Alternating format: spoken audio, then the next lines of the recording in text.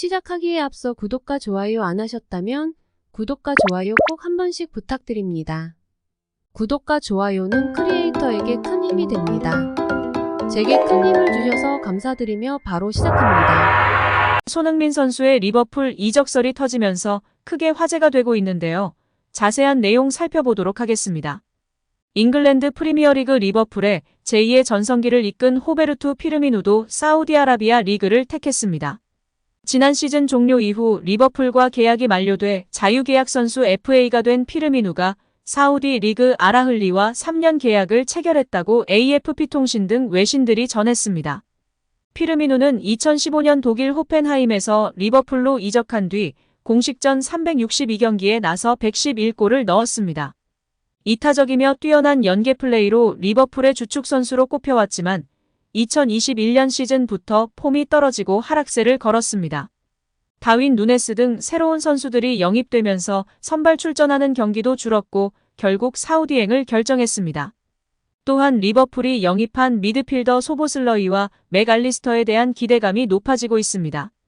리버풀은 지난달 맥알리스터를 영입한 데 이어 지난 3일 소보슬러이 영입을 발표했습니다. 리버풀은 소보슬러이와 맥알리스터 영입을 위해 각각 7천만 유로, 약 995억 원과 4,200만 유로, 약 597억 원의 이적료를 지불한 것으로 전해졌습니다. 지난 시즌 프리미어리그에서 5위를 기록해 챔피언스리그 출전 티켓 획득에 실패한 리버풀은 올 여름 이적 시장에서 일찌감치 미드필더 2명을 영입해 중원을 보강했습니다. 리버풀은 소보슬러이와 맥알리스터 영입에 1억 1,200만 유로, 약 1,591억 원을 지출했습니다. 영국 리버풀 지역지 리버풀 에코는 4일 리버풀의 미드필더진은 강해지고 있다. 리버풀은 기술적인 재능이 있는 맥알리스터와 소보슬러이를 영입했다. 공격 2선의 위치에 전방 압박을 펼칠 것이다. 공격진에게 볼을 배급하거나 득점을 하는 역할도 맡을 것이다. 클롭의 리버풀은 그동안 미드필더진이 심각하게 부실했었다고 언급했습니다. 특히 지난 시즌 소보슬러이는 경기당 평균 10.8를 뛰었고 90분당 스프린트 31.7회를 기록했다.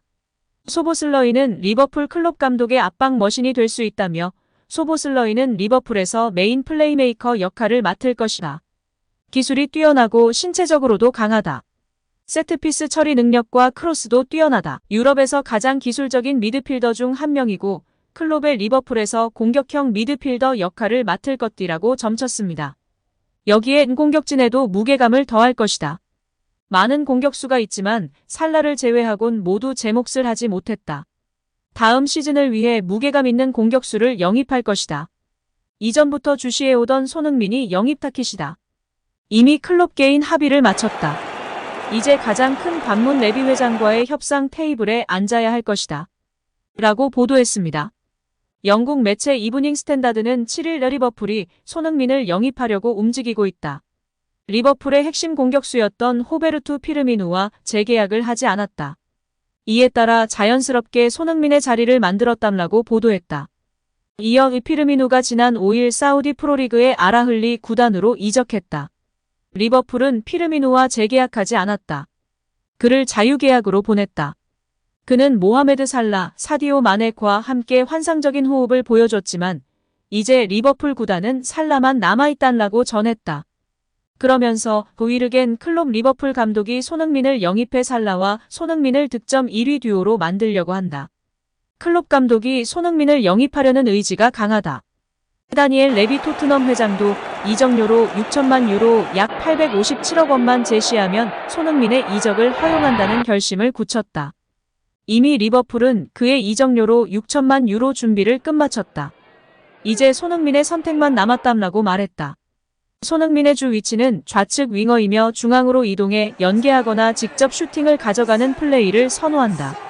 상황에 따라서는 오른쪽이나 중앙 공격수, 세컨드 스트라이커 위치도 가능하다. 그의 장점은 수비 뒷공간을 파고들 수 있는 속도와 가속도, 양발을 활용한 강하고 정교한 슈팅이다.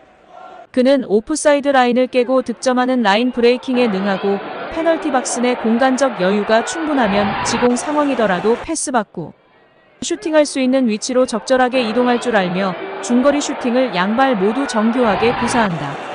고 보도했습니다. 또한 풋볼 런던에서도 클롭은 2013년 도르트문트 시절부터 손흥민을 예의주시해왔다. 그를 영입하기 직전까지 갔으나 그는 결국 토트넘으로 향하였다. 그리고도 그를 주시해왔고 2021년 영입 프로젝트를 가동하려 했으나 토트넘이 극적으로 챔스에 진출하며 그마저도 무산되었다.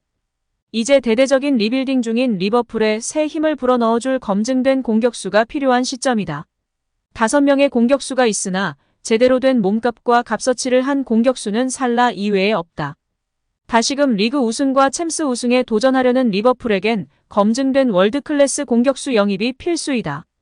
클롭은 구단 이사회에 2023년 8월까지 토트넘의 손흥민을 영입해 달라고 요청하였다. 현재 아르헨티나의 핵심 멤버 맥알리스터와 걸출한 전천후 미드필더 소보슬러이까지 영입하며 1,591억 원을 사용하였다. 리버풀의 이적 시장은 순조롭게 진행되고 있으며 앞으로도 많은 빅사이닝이 있을 예정이다. 그중 하나도 손흥민이다. 라고 보도하며 리버풀 팬들의 기대감이 높은 상황입니다. 여기에 영국 매체 더선에서는 손흥민은 2025년 계약기간 만료로 올해 여름이 이적하기에 가장 적기인 상황이다. 훌륭한 사업 수완을 가진 레비 회장이 그를 올 여름에 판매해 막대한 이익을 올리려 할 것이다 라고 보도했습니다. 손흥민 선수는 아무래도 계약기간이 2년 남았을 경우 이적이 더 활발하게 일어날 수 있는데요. 계약기간이 1년 남게 되면 선수 입장에서는 조금만 기다리면 FA로 풀려 주급도 훨씬 더 유리하게 계약할 수 있습니다. 그러나 파는 구단 입장에서는 1년 뒤 FA가 되면 한 푼도 못 받기 때문에 적당한 가격이나 낮은 가격에 반드시 팔아야 하는 극단적인 상황에 놓이게 됩니다. 따라서 구단 입장에서는 높은 이적료를 받을 수 있는 가장 이적 적기는 2년 남았을 때인 이번 여름이 가장 이상적인 판매 시기, 이적 시기입니다. 손흥민은 현재 리버풀, 맨시티, 뉴캐슬 등과의 링크가 나고 있습니다. 이탈리아와 사우디행 링크도 있었으나 가능성이 거의 없다는 평가를 받고 있습니다. 손흥민 선수가 유일하게 첫 시즌에만 두 자릿수 공격 포인트를 기록하지 못하며 적응기를 거쳤고 두 번째 시즌부터 두 자릿수 공격 포인트와 함께 당당히 주전으로 자리매김하며 결국 월드클래스 반열에 올랐습니다. 아시아 최초 득점왕까지 거머쥐었고 아시아 최초 프리미어리그 통산 100호 골, 아시아 최초 50골 50어시스트 클럽까지 가입하였습니다. 데일리메일은 리버풀은 올 시즌 공격진의 뎁을 크게 키우려고 하고 있으며 프리미어리그 및 챔피언스리그에서 검증된 자원 토트넘의 손흥민의 영입을 요청하였다고 보도했습니다. 이어 리버풀에 대한 꿈을 이루기 위해서는 신성이 아닌 검증된 공격 자원을 필요로 한다. 리버풀의 클롭도 여기에 동의하였으며 5명의 공격진이 있으나 살라 이외의 미들맨이 없는 실정이다. 누네스와 같은 사례를 방지하기 위해 신성으로 채우기보다는 검증된 손흥민 영입을 원한다고 보도했습니다. 클롭과 만나는 손흥민을 진심으로 기대하고 응원합니다. 오늘 영상은 여기까지입니다. 우리 구독자분들의 생각은 어떠신지 궁금합니다. 댓글로 의견을 남겨주시면 감사하겠습니다. 끝까지 시청해주셔서 감사드리며 다음에도 더 좋은 영상으로 찾아뵙도록 하겠습니다.